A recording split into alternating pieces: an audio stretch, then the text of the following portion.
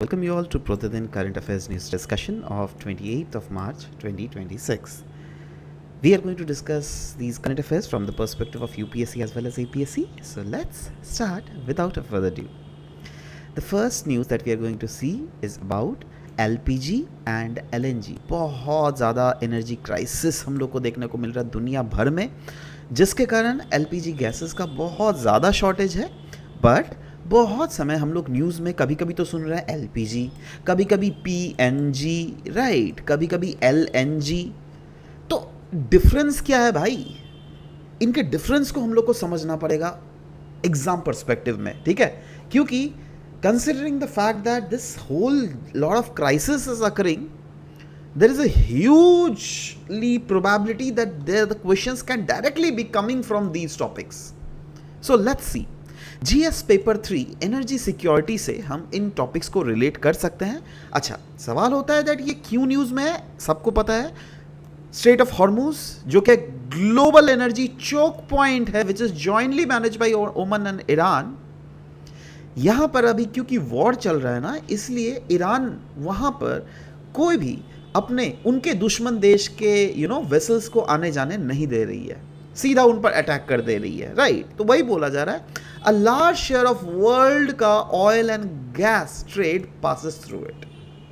And ये जो ongoing geopolitical tensions है which is occurring between Iran and the western world, specifically Iran का Israel and USA के साथ, इसने पूरे दुनिया भर में एनर्जी सप्लाई चेन को बिल्कुल डिसरप्ट कर दिया. और इसका इम्पैक्ट क्लियरली इंडिया के ऊपर देखने को मिल रहा है, क्योंकि India is heavily dependent on import of these gases, right? तो अगर दुनिया में कुछ भी डिसरप्शन आता है ना, तो इंडिया बहुत ही ज़्यादा वल्नरेबल हो जाता है.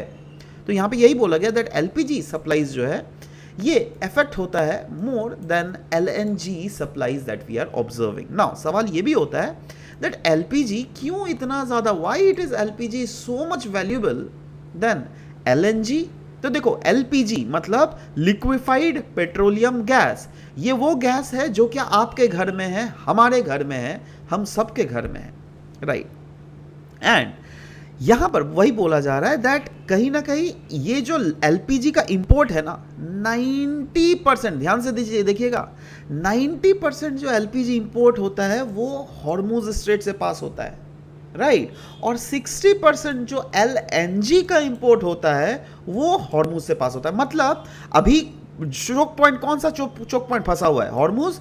मतलब LPG का डिपेंडेंसी क्योंकि उसमें ज्यादा है, इसीलिए यहां पे बोला जाए that LPG is more concentrated and less diversified. Clearly दिख ही रहा है, 90% अगर आप हॉर्मुज से पास करवा रहे हो, मतलब क्या कंसंट्रेशन उस वहां का ज्यादा है ना, राइट? चलो सबसे पहले तो डिफरेंस देख लेते हैं LPG और LNG में. ध्यान रखिएगा, LPG वो वाला गैस है जो क्या आपके हमारे घर में कुकिंग के लिए यूज होता है, राइट? तो ये जो LPG है ना, ये प्रोपेन और ब्यूटेन का बना हुआ रहता है. बट वहीं पर अगर LNG की बात करें, लिक्विफाइड नेचुरल गैस की बात करें, तो वो मीथेन का बना हुआ रहता है. क्लियर है कंपोजिशन नाउ? अच्छा, LPG का सोर्स क्या है? यस, ये देखो, क्रूड ऑयल जो हम लोग रिफाइन करते हैं और गैस को जो प्रोसेस करते हैं ना, तो उसी के रिफाइनिंग के दौरान जो गैस को प्रोसेस किया जाता है दैट इज LPG. बट वहीं पर LNG की अगर बात करें तो LNG कहां पर से हम लोग डिराइव करते हैं? नेचुरल गैस से, ठीक है? और उस नेचुरल गैस को फर्दर कूल किया जाता है इन लिक्विड फॉर्म. ना लिक्विफिकेशन अगर प्रोसेस की बात करें तो यस, इसको लिक्विफाई किया जाता है under moderate pressure as well as low temperature. वहीं पर अगर हम लोग LNG की बात करें ना, तो इसको हम लोग को क्रायोजेनिक कूलिंग में रखना पड़ता है. क्रायोजेनिक मतलब एक ऐसा इन्वायरमेंट जो क्या एकदम माइनस में जिसका टेम्परेचर हो, देखो यहाँ पे लिखा भी हुआ है -162 डिग्री सेंटीग्रेड. मतलब इसका जो स्टोरेज है ना, काफ़ी ज़्यादा एनर्जी इंटेंसिव होता है. ना LPG की अगर डेंसिटी, अगर सेफ्टी की बात करें, यस, एयर से ये हैवी होता है ना? तो इसीलिए जैसे से फॉर एग्जांपल ये गैस है ना, से for example this is your gas का सिलेंडर, राइट? अगर बाई चांस ये लीक हो रहा है ना, तो ये हवा, पता है, ये ऊपर नहीं जाएगा, ये हवा धीरे धीरे नीचे सेटल करना स्टार्ट करता है जमीन के आसपास. क्यों? क्योंकि it is heavier than air. देखो, ये दिमाग में घुसा लीजिए that yes, these are something that we need to apply these things in our practical life as well, क्योंकि बाई चांस सोचो कल को कोई आपका घर का सिलेंडर, भगवान ना करे ऐसा हो, बट ऐसा हो ही सकता है, you never know, that cylinder leak कर रहा है, राइट? तो उस सिलेंडर को जल्दी से जल्दी चेंज करवाइए। अगर आप बाहर में भी रख रहे हो ना, घर के बाहर उसको, तो भी क्या हो रहा है ना, आपके गार्डन के आसपास ये एलएनजी जो है नीचे सेटल कर जाएगी। क्यों? क्योंकि एलएनजी जो है ना हैवी होता है देन द एयर, मतलब वो ग्राउंड में सेटल कर जाता है, इसीलिए उसका एक्सप्लोजन रिस्क बहुत ज़्यादा होता है। से फॉर एग्जांपल सामने से कोई व्हीकल चल रहा है और उसका गाड़ी गिर गया, राइट? तो गाड़ी से जो चिंगारी निकलेगा ना, खट से आग लग सकता है, धम से आवाज़ ब्लास्ट हो सकता है। इसीलिए एलपीजी को बहुत ही सेफली रेगुलेट करना चाहिए। वैसे ही एलएनजी की अगर बात करें तो एलएनजी लेकिन लाइटर देन एयर होता है, मतलब अगर एलएनजी निकला ना तो ये सीधा हवा में उड़ जाएगा, लाइट है ना। ट्रांसपोर्टेशन की अगर बात करें, ये सिलेंडर्स के थ्रू ट्रांसपोर्ट किया जाता है, through the road transport. But वहीं पर अगर एलएनजी की बात करें तो इसके लिए तो प्रॉपर भाई पाइपलाइंस एंड क्रायोजेनिक शिप्स जिसमें का यूज़ किया जाता है, राइट? स्टोरेज की अगर बात करें तो यस, प्रेशराइज सिलेंडर्स में पोर्टेबल फॉर्म में रखा जाता है। वहीं पर एलएनजी को क्रायोजेनिक टैंक्स में रखा जाता है, जो कि काफ़ी ज़्यादा कॉस्टली भी होता है, बट वही पर अगर कंपैरेटिवली सिलेंडर्स होता है, ये सब रिस्पेक्टिवली सस्ता ही होता है, राइट? अगर एलपीजी का एंड यूज़ देखें, किस लिए यूज़ होता है? यस, डोमेस्टिक यूज़ के लिए, ऑटो फ्यूल के लिए और इंडस्ट्रियल हीटिंग के लिए। बट वहीं पर एलएनजी को हम लोग किस लिए इस्तेमाल करते हैं? देखो, एलएनजी के थ्रू पाइप्ड नेचुरल गैस को लाया जाता है, घर में घुसाया जाता है, राइट? वहीं पर सीएनजी व्हीकल में ले लीजिए, पावर जनरेशन, फर्टिलाइजर इंडस्ट्री में यूज होता है हमारा LNG, that is liquefied natural gas का, राइट? चलो, अब हम लोग एलएनजी और एलपीजी के कुछ एस्पेक्ट्स भी देख लेते हैं। जैसे एडवांटेजेस की अगर बात करें तो कौन ज़्यादा एडवांटेज है? अरे भाई अभी तो डिस्कस किया, एलपीजी का ज़्यादा एडवांटेज है ना, क्योंकि एलपीजी का कोई पाइपलाइन चाहिए क्या? नहीं, पोर्टेबल है काफ़ी ज़्यादा। बट एलएनजी में जो है ना प्रॉपर पाइपलाइन नेटवर्क के थ्रू सपोर्ट किया जाता है इसको। अच्छा, एलपीजी की वीकनेस और एलएनजी का वीकनेस अगर देखें तो एलपीजी जो है ना it is fully dependent on maritime transport, but वहीं पर एलएनजी की अगर बात करें तो यहाँ पर हाई इंफ्रास्ट्रक्चरल इन्वेस्टमेंट चाहिए इसको मैनेज करने के लिए, right? Next, situational during crisis, क्योंकि अभी जैसे क्राइसिस का सिचुएशन है, उस समय एलपीजी और एलएनजी में दो ऑल्टरनेटिव में कौन सा बेटर ऑल्टरनेटिव है? देखो, एलपीजी की जहाँ तक बात करें तो हमको सबको पता ही है, there is no alternative route available, right?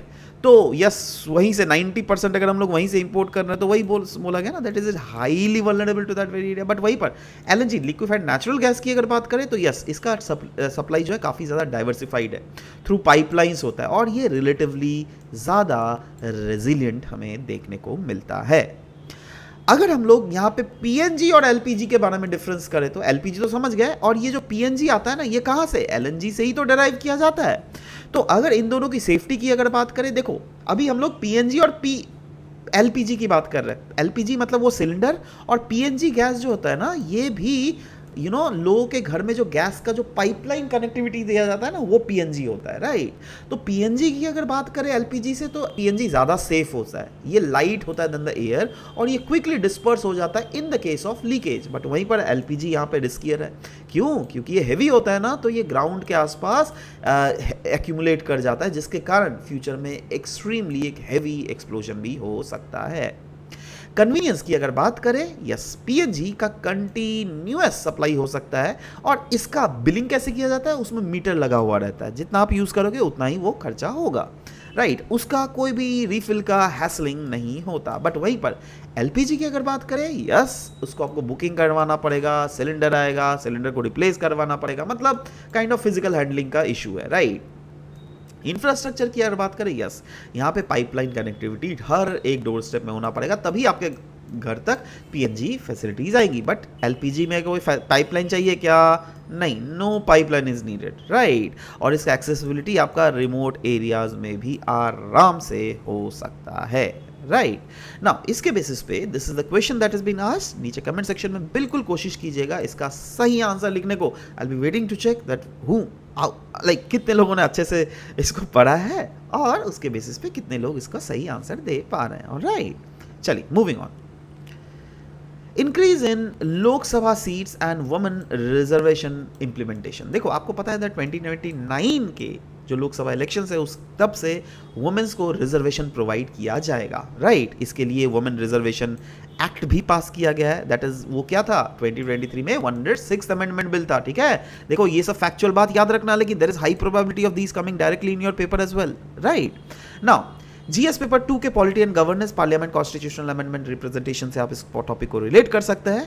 अभी बात किया जा रहा है, गवर्नमेंट प्रपोज कर रही है तो देखो भाई हम लोग तो रिजर्वेशन बढ़ा रहे हैं, बट यहाँ पे रिजर्वेशन के साथ साथ हम लोग चाहते हैं सीट्स भी बढ़ जाए। अभी लोकसभा में कितने सारे सीट्स है बताइए, 543, उसको बढ़ा के रफली अराउंड 50% इंक्रीज करने की बात की जा रही है, 816 सीट्स करने की बात की जा रही है, राइट। तो नंबर ऑफ सीट्स बढ़ जाएंगे, मतलब नंबर ऑफ कॉन्स्टिट्यूएंसीज बढ़ जाएंगी, मतलब number of grass root level में जो गवर्नेंस स्ट्रक्चर्स है वो डाइवर्सिफाई हो जाएगा, राइट। तो वही बोला गया, इसका एम क्या है, aim is to ensure the women's political representation by 2029 का जनरल इलेक्शंस जब तक आएगा तब तक वुमेन्स का पॉलिटिकल रिप्रेजेंटेशन जिससे ज्यादा बढ़े, राइट।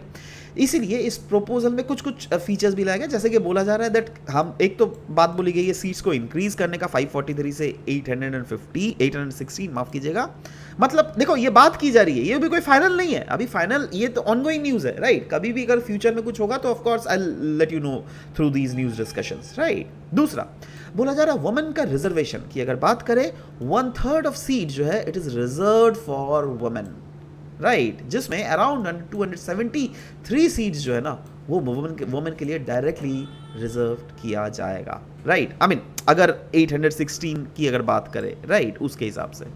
स्टेट असेंबलीज की अगर बात करें, विधानसभा में भी बोला जा रहा है दैट स्टेट लेजिस्लेचर में भी प्रोपोज किया गया है दैट सीट्स को इंक्रीज कर दिया जाए बाय 50%, और इसका टाइमलाइन कब तक है, yes, by the general election of 2029। अच्छा, इसमें इंस्टीट्यूशनल एंड लीगल प्रोसेसेस क्या है, तो वही बोला जा रहा है, एक तो कॉन्स्टिट्यूशनल अमेंडमेंट लाया ही गया है, बट साथ ही साथ इसके लीगल फ्रेमवर्क है दैट डीलिमिटेशन एक्ट में भी अमेंडमेंट लाया जाएगा। डीलिमिटेशन कमीशन जो है उसको फॉर्म किया जाएगा बाई जून 2026, और ये कमीशन क्या करेगी 2011 का जो सेंसस है ना उस डेटा के हिसाब से डिलिमिट करेगी दैट कहां कहां किस किस रीजन्स में कॉन्स्टिट्यूएंसीज को बढ़ाना चाहिए, क्या करना चाहिए, राइट। पार्लियामेंट्री प्रोसेसेस की अगर बात करें, यस, एक स्पेशल और एक्सटेंडेड सेशंस में भी रिक्वायर्ड, ऐसा बोला जा रहा है दैट क्योंकि ये सब कोई इजी काम तो नहीं है ना, थोड़ा टेक्निकल काम है, तो यस ऑफ कोर्स थोड़ा ज़्यादा मेहनत इसमें ज़रूर लगेगा, बट इसमें भी कुछ कुछ कंट्रोवर्सीज है। पता है क्या है कंट्रोवर्सीज? अब आप जो रिजर्व सीट कीजिएगा कौन से कॉन्स्टिट्यूएंसी से कीजिएगा, मोदी जी वाले कॉन्स्टिट्यूएंसी से या राहुल गांधी वाले कॉन्स्टिट्यूएंसी से, समझ रहे हो बात? तब तो अगर सोचो मोदी जी वाले या राहुल गांधी वाले कॉन्स्टिट्यूएंसी से हो गया तो मोदी जी कैसे लड़ेंगे फिर, है ना। तो यही तो प्रॉब्लम है ना, दैट अगर आप रिजर्वेशन दोगे कहां से दोगे, है ना। आपने अगर एक पर्टिकुलर डिस्ट्रिक्ट को दे दिया, दूसरा डिस्ट्रिक्ट बोलेगा भाई यहां पे क्यों नहीं दे रहे हो यार, है ना। इसीलिए बोला जा रहा है दैट ऐसा एक लॉटरी सिस्टम लाया जाएगा, है ना। तो बोला जा रहा है that there is propose method जहां पर लॉटरी सिस्टम के थ्रू डिसाइड किया जाएगा दैट कौन सा सीट रिजर्व किया जाएगा वुमेन के लिए, बट इसका भी एक क्रिटिसिज्म है, कैसे लॉटरी सिस्टम किया जाए, इसमें ट्रांसपेरेंसी एंड प्रेडिक्टेबिलिटी की क्या है भाई। सोचो अगर लॉटरी सिस्टम किया गया, से for example out of 35 district, right, पहला लॉटरी सिस्टम में नौगांव का सिलेक्शन हुआ, नेक्स्ट लॉटरी सिस्टम में भी अगर नौगांव से का सिलेक्शन हो गया, तब तो सामने वाला हो जाए डिस्ट्रिक्ट बोलेगा अरे भाई मेरा क्यों नहीं, यहाँ पे क्यों नहीं रिजर्वेशन दिया भाई, समझ रहे हो भाई। तो वही तो बोला गया ना दैट ट्रांसपेरेंसी एंड प्रेडिक्टेबिलिटी बहुत एक बड़ा इशू होने वाला है, राइट। दूसरा, ऑपोजिशन जो पार्टीज है ना ये भी कंसर्न कर रही है, ऐसे बहुत सारे ऑपोजिशन पार्टीज है जैसे तृणमूल कांग्रेस, उसके बाद आपके आम आदमी पार्टी, डीएमके, लेफ्ट, ये क्या बोल रही है, ये बोल रही है हमको डिटेल्ड रिपोर्ट चाहिए, हम लोग को ग्रेटर कंसल्टेशन चाहिए, मतलब सी they are not against this fact of giving reservation to the women. In fact, each and every person in India are supporting this concept, but the problem is that इसका outline properly दोगे ना भाई, ये देश में एक बड़ा change हम लोग लाने जा रहे हैं, राइट। तो इतना बड़ा जब चेंज आ रहा है तो we need to have a detailed report, and of course it is absolutely a legal demand, justifiable demand, right. दूसरा बोला जा रहा है रोटेशन ऑफ सीट भी बिल्कुल अनक्लियर है, राइट, क्योंकि रिजर्व जो सीट्स है ये फिक्स्ड रहेगा या इसको रोटेट किया जाएगा, राइट। अच्छा, और ये सब पता है ये बहुत ज्यादा इंपॉर्टेंट है दैट सीट्स को रोटेट कैसे करोगे, किस मैकेनिज्म के थ्रू, क्योंकि इसके हिसाब से ही डिपेंड करता है उस रीजन का पॉलिटिकल स्टेबिलिटी, है ना, लॉन्ग टर्म कॉन्स्टिट्यूएंसीज डेवलपमेंट, तो ये सब कुछ इसी के ऊपर डिपेंड करने वाला है. तो overall whatever we have discussed on the basis of this is MCQ given. I hope that you can easily solve this MCQ in the comment section below. I will be waiting for that, and thank you for listening to the today's news. Thank you.